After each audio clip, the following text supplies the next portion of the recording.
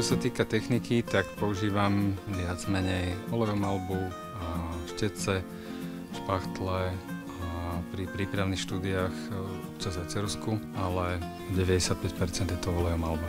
Kresliť som začal asi, ja neviem, v 4-5 rokoch, malovať potom možno z nejakých 10-11 temperami, s tým, že teda som mal dlhé prestávky, niekedy 2-3 ročné a tak intenzívnejšie som začal v 2011, čiže asi 10 rokov. To bolo aj to, že som sa presťahoval do Pezinka a nejako postupne som si tu začal robiť priestor, v ktorom sa dalo malovať. Čiže predtým som býval v byte, kde sa to nedalo, tak to bolo trošku obmedzujúce.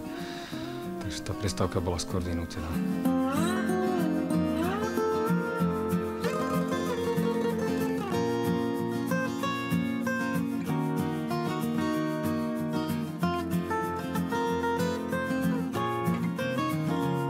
By som vám ukázal taký obrázok maliara, ktorý sedí. Tam bolo niečo, že maliar za normálnych okolností, maliar za pandémie, maliar všade bol v tých okienkách, bol zobrazený úplne rovnako.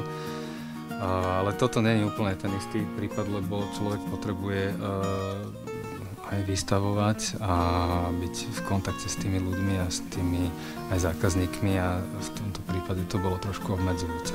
Ale tým, že ja stále mám ešte regulárnu prácu a proste robím z domu, tak v tomto ma to až tak neobmedzovalo zase.